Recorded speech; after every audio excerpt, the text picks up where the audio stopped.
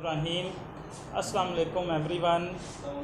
उम्मीद करता हूँ आप सब खैरियत से होंगे और अल्लाह ताला से दुआ है कि अल्लाह ताला आप सबको अपने हिफ्ज़ अमान में रखे। लास्ट वीडियो में स्टूडेंट्स हमने यूजेस ऑफ एंजाइम्स डिस्कस किए थे। एंजाइम्स के यूजेस क्या हैं, इस्तेमालात क्या हैं। फास्ट केमिकल रिएक्शंस करवाने की वजह से एंजाइम्स डिफरेंट इंडस्ट्रीज़ में बड़े पैमाने पर यूज़ किए जाते हैं। आज हमने टॉपिक देखना है factors affecting the rate of enzyme action. कौन से ऐसे फैक्टर्स हैं, कौन से ऐसे अवामिल हैं जो एंजाइम्स की एक्टिविटी पर असरअंदाज होते हैं। किन फैक्टर्स को कम या ज़्यादा करने से एंजाइम की परफॉर्मेंस कम या ज़्यादा हो जाती है, ये हमारा आज का टॉपिक है। Factors affecting the rate of enzyme action.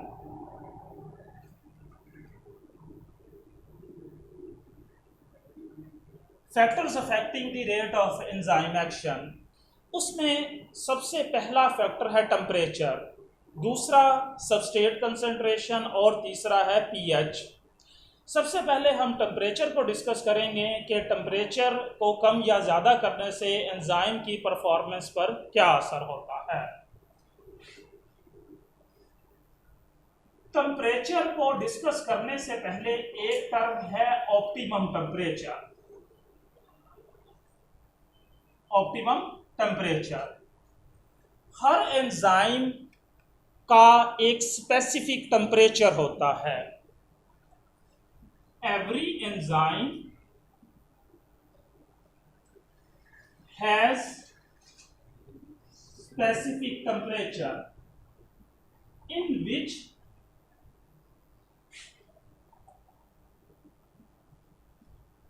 its activity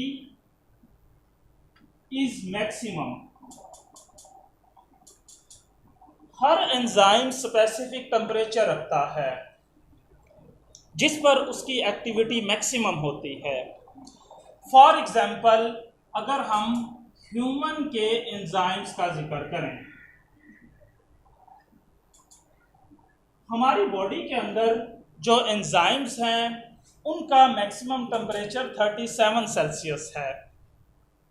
यानी हमारी बॉडी के अंदर जितने भी रिएक्शंस हो रहे हैं उन रिएक्शंस को फास्ट करवाने के लिए जो एंजाइम्स हैं उनका टेम्परेचर 37 सेल्सियस है। 37 से ज़्यादा या 37 से कम एंजाइम की एक्टिविटी मैक्सिमम नहीं होगी। अब हम देखते हैं कि टेम्परेचर क्या असर डालता है एंजाइम की एक्टिविटी पर। अगर एंजाइम के लिए टेम्परेचर को इंक्रीज़ किया जाए, जैसे जैसे हम टेम्परेचर को इंक्रीज़ करते हैं तो एंजाइम्स की एक्टिविटी क्या हो जाती है, मैक्सिमम हो जाती है। इंक्रीज इन टेम्परेचर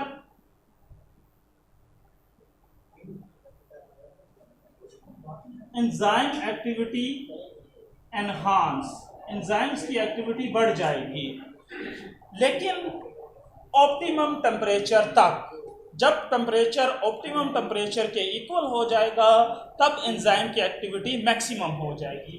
लेकिन अगर टेम्परेचर हम इंक्रीज करें above the optimum temperature, temperature को ऑप्टिमम टेम्परेचर से भी बढ़ा दें, तब एंजाइम की एक्टिविटी रुक जाती है।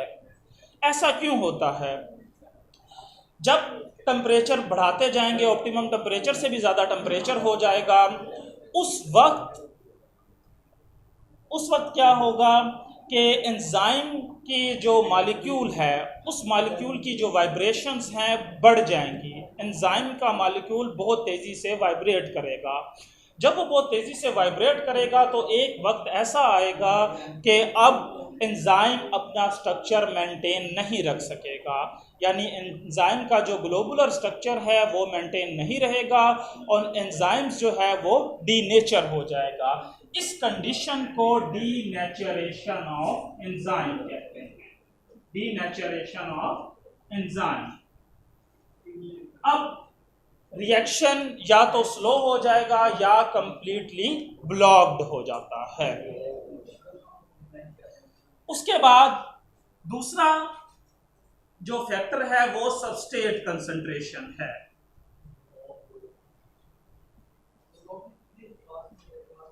सबस्ट्रेट कंसंट्रेशन, एंजाइम अटैच होता है सबस्ट्रेट के साथ। एंजाइम की जो एक्टिव साइट है वो अटैच होता है सबस्ट्रेट के साथ। तो सबस्ट्रेट के बढ़ाने से या कम करने से सबस्ट्रेट की मिकदार से एंजाइम की एक्टिविटी पर क्या असर होगा? अगर एंजाइम अवेलेबल है रिएक्शन के लिए, एंजाइम क्या है? अवेलेबल है रिएक्शन के लिए, तो एक ख़ास हद तक जब हम सबस्ट्रेट की कंसंट्रेशन को इंक्रीज करेंगे तो उससे एंजाइम्स की जो एक्टिविटी है वो क्या होगी? मैक्सिमम होगी। लेकिन अगर हम एंजाइम को कांस्टेंट कर दें, एंजाइम को कांस्टेंट कर दें, यानी एंजाइम्स के नंबर्स में कोई इजाफा ना हो, तब सबस्ट्रेट की कंसंट्रेशन मज़ीद बढ़ाने से एंजाइम्स की एक्टिविटी या रिएक्शन के रेट पर कोई असर नहीं होता। मिसाल के तौर पर एक इजी एग्जांपल है, उसको लेकर मैं आपको समझा देता हूँ। एक रिएक्शन है, उसमें 100 एंजाइम्स हैं। हमने सपोज कर लिया कि एक स्पेसिफिक रिएक्शन के अंदर 100 एंजाइम्स यूज़ हो रहे हैं और सबस्ट्रेट की कंसंट्रेशन है 50। अब जब सबस्ट्रेट की कंसंट्रेशन हम बढ़ाते जाएं 50, 60, 70, 80, 90, तो रिएक्शन का रेट फास्ट होता जाता है। लेकिन जब सबस्ट्रेट की कंसंट्रेशन 100 हो गई, एंजाइम की कंसंट्रेशन भी 100 है, अब सबस्ट्रेट की कंसंट्रेशन को जब 100 से हम इंक्रीज करेंगे, सबस्ट्रेट की कंसंट्रेशन, सबस्ट्रेट की मिकदार 110, एंजाइम की मिकदार या कंसंट्रेशन कितनी है? 100। अब जो एक्स्ट्रा सबस्ट्रेट हैं उन्हें फ्री एक्टिव साइट्स नहीं मिलती, यानी अब जो एक्स्ट्रा सबस्ट्रेट होंगे, एंजाइम की जितनी भी एक्टिव साइट्स हैं, 100 एंजाइम्स थे तो 100 एक्टिव साइट्स थी, उसको फिल हो गई हैं वो सबस्ट्रेट की वजह से। लेकिन अब जो 10 एक्स्ट्रा सबस्ट्रेट्स हैं उन्हें फ्री एक्टिव साइट्स नहीं मिलेंगी, तो वो सबस्ट्रेट किस एंजाइम या किस एक्टिव साइट के साथ अटैच होंगे? वो किसी भी, जाहिर सी बात है, किसी भी एंजाइम के साथ और उनकी एक्टिव साइट के साथ अटैच नहीं होते। इस हालत को कहते हैं saturation of active site, saturation of active site. यानी अब एक्स्ट्रा सबस्ट्रेट को फ्री एक्टिव साइट्स नहीं मिलती। अब सबस्ट्रेट की कंसंट्रेशन जितनी मर्जी बढ़ा दी जाए, रिएक्शन के रेट पर कोई असर नहीं होता। इसके बाद हम देखते हैं कि पीएच फैक्टर का एंजाइम की एक्टिविटी पर क्या असर होता है। लास्ट फैक्टर है ये और इम्पोर्टेंट फैक्टर है, इसमें शॉर्ट क्वेश्चन भी आएगा, वो मैं आपको बाद में मार्क करवा दूंगा। पहले हम इसको डिस्कस कर लेते हैं। पीएच, पीएच क्या है? Potential of hydrogen ions, H positive ions या पावर ऑफ हाइड्रोजन आयंस। एक लिक्विड है, उस लिक्विड की एसिडिटी या बेसिसिटी मालूम की जाती है पीएच से। ये देखा जाता है कि उस लिक्विड के अंदर हाइड्रोजन के आयंस कितने हैं, जिससे पता चलता है कि वो जो लिक्विड है वो एसिडिक है या वो बेसिक है। किसी भी लिक्विड की पीएच मालूम की जाती है पीएच स्केल की मदद से। पीएच स्केल पर जो वैल्यू होती है वो 0 से लेके 14 तक होती है और 14 का हाफ क्या बनता है? 7 जिस लिक्विड की पीएच होगी वो लिक्विड क्या होता है? न्यूट्रल होता है, वाटर न्यूट्रल है क्योंकि उसकी pH 7 है। ये बात आपने याद रखनी है, जब 7 pH से नीचे की तरफ आए, यानी वो लिक्विड्स जिनकी pH 7 से कम होगी वो क्या होते हैं, एसिडिक, और वो लिक्विड्स जिनकी pH 7 से ज़्यादा होती है वो बेसिक सॉल्यूशंस होते हैं। उनकी खासियत क्या होती है, बेसिक होती है। अब हम देख लेते हैं कि pH का क्या इफेक्ट है। जिस तरह हमने ऑप्टिमम टेम्परेचर डिस्कस किया, इसी तरह हर enzyme, every enzyme has optimum pH in which its activity is maximum.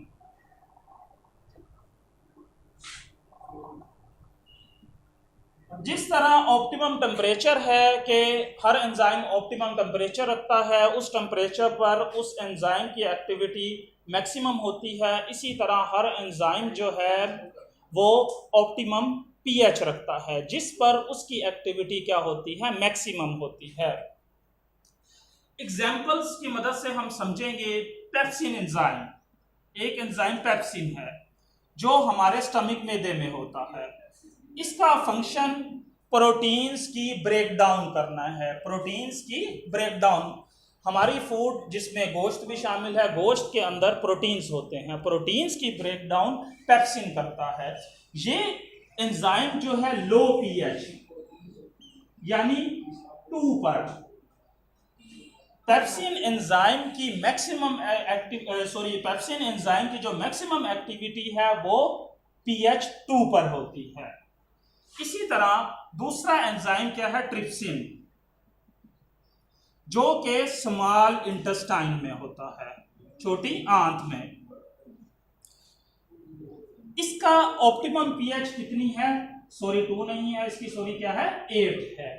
यानी ट्रिप्सिन स्मॉल इंटेस्टाइन में ये भी फूड की डाइजेशन में हेल्प करता है और ये हाई pH पर वर्क करता है। और ट्रिप्सिन एंजाइम की जो ऑप्टिमम pH है वो कितनी है, 8 है। तो ये क्या है, pH। इससे पहले हमने सबस्ट्रेट कंसंट्रेशन देखा, उससे पहले हमने टेम्परेचर देखा। एक दफ़ा मैं आपको इसका ओवरव्यू दे देता हूँ।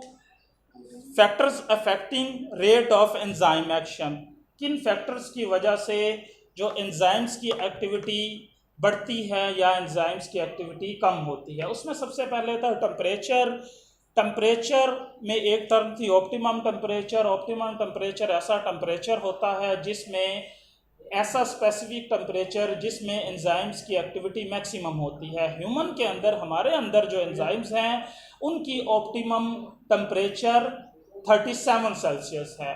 टेम्परेचर को जब बढ़ाते जाएं एंजाइम्स तेज़ी से वर्क करता है, लेकिन ऑप्टिमम टेम्परेचर तक, जब ऑप्टिमम टेम्परेचर से भी ज़्यादा टेम्परेचर को बढ़ा दिया जाता है तब एंजाइम के जो मॉलिक्यूल्स हैं उनमें इतनी वाइब्रेशंस होती है कि वो अपना जो ग्लोबुलर स्ट्रक्चर है वो बरकरार नहीं रख सकते और वो डीनेचर हो जाते हैं। इस हालत को डीनेचरेशन ऑफ एंजाइम्स कहते हैं। उसके बाद हमने देखा सबस्ट्रेट कंसंट्रेशन।